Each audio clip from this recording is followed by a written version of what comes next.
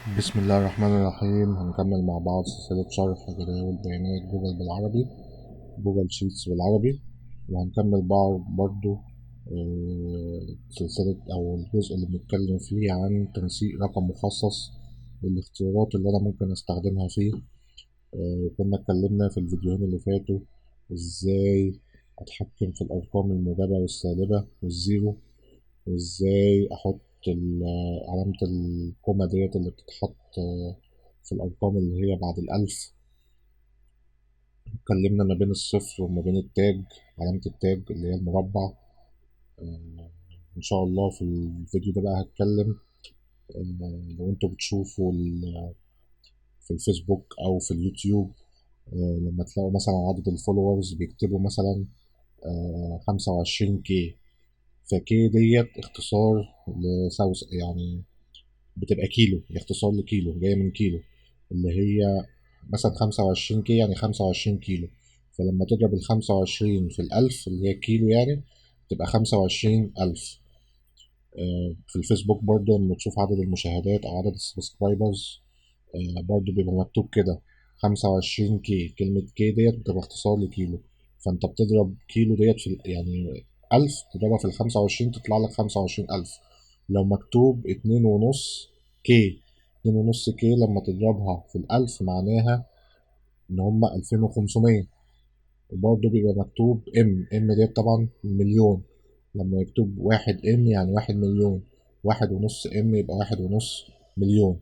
فأنا عايزين بقى نتعلم هنا في الفيديو ده ازاي أخلي الأرقام تتقرب، يبقى مكتوب بعدها كي أو مكتوب بعدها ام، زي ما بيحصل كده في الفيسبوك أو في اليوتيوب، او في طبعا لما في البلاي ستور لما بتلاقي عدد التنزيلات بتاعة برنامج برضو بتبقى مكتوبة عادة بالكي والام كده، ما بيتكتبش الرقم كله، مش هيقعد يكتب كذا مليون 25 مليون، مش هيقعد بقى يكتب الرقم كله، لا بيبقى مكتوب 25 وجنبها ام.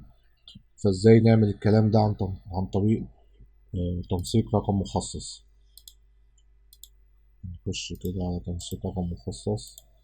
آه، لو انتوا فاكرين لما انا كنت بكتب طبعا صفر كده وعلامة صفر، يبقى لازم يبقى الرقم بتقرب لأقرب رقم واحد، رقم 10، لأقرب رقم 11. وانتوا كنتوا فاكرين الكومة استخدمتها عشان أفصل ما بين كل 3 أرقام صحيحة، ما بين كل 3 أرقام صحيحة. طيب لو جيت كتبت كده صفر صفر صفر وعلامة عشرية صفر، بعدين كتبت بعدها كومة، هتلاحظوا إن هو قرب لي الرقم لأقرب 1000، قرب لي الرقم لأقرب 1000. فلو جيت عملت تطبيق، 2500 أهو خلهولي 2.5، 2500 كله خلهولي 2.5. لو جيت 2550 خلهولي 2.6. ولو كان 2530 هيخلهولي برضه 2.5، إنما هو 2550 فخلهولي 2.6. وده هنا برضه قربه لأقرب 1000، شال أول 3 أرقام لقاهم أقل من 500، فالاتنين ديت فضلت اتنين معلش ال87 دول أكتر من ال50، فراح دي مقربها لي ل4، عشان أنا حاطط إن هو يبقى فيه رقم بعد الكومة. الكومة دي اللي بتفصل الألف، دي مش علامة عشرية، الكومة دي اللي بتفصل ما بين الألفات، مش علامة عشرية. ماشي. طيب أنا دلوقتي عايزه يكتب 2.5K، يكتب 2.5K. فهروح على نفس التنسيق بتاعي اللي أنا كاتبه ده، اللي هو صفر صفر وبعدين كوما، وبعدين هكتب ما بين 2 كوتس حرف الكي بالشكل ده. فكتب له 1.5K، كتب لي 2500 خلاهم 2.5K، 2500 2.5K، 2550 2.5، 2.6 ماشي. لو انا عايزهم ما يبقاش في رقم 10 كده، ما يبقاش في 2.5 او كده، هعمل ايه؟ اخش على التنسيق بتاعي واشيل والله العلامة العشرية الصفر دي، لما اخليه بس كده صفر، وبعدين علامة الكوما، وبعدين حرف الكي. الاتنين وخمسمية دول خلاهم 3K، 2550 برضو 3K. لو الرقم أصلا 2400 هيخليه 2K، يعني هو بيقربه لأقرب رقم صحيح. ماشي.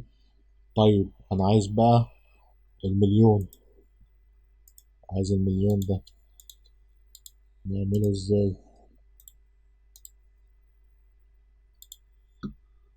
والله أنا عايزه يبقى برضو في علامة عشرية واحدة وبعدين مليون، فهعمل 2 كوما، هعمل 2 كوما، لأن كل 3 أرقام المليون بيبقى فيه على الأقل علامة يعني المليون بتبقى أقل حاجة 7 أرقام، رقم مليون واحد وجنبيه 6 أرقام. فلو أنا بستخدم الكوما اللي هي بتتحط كل 3 أرقام كل 1000، يبقى على الأقل حاجة فيها 2 كوما، أقل رقم في المليون هيبقى على الأقل حاجة فيه 2 كوما. فبكتب 2 كوما بالشكل ده، وهكتب برضو ما بين 2 كوتس حرف الام زي ما انتوا شايفين. طبعا الرقم ده بعيد جدا عن المليون، فاداني 0 0 0 0. مش مشكلة دلوقتي، آخر واحد الرقم اللي تحت ده، ده عبارة عن 2 مليون و542 ألف وكذا. طبعا هو عدى 500 ألف،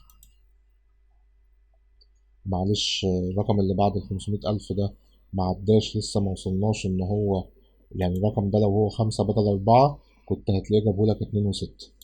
نغير دي كده، نخلي ال4 دي نخليها 5، هيجيب هو 2.6 مليون.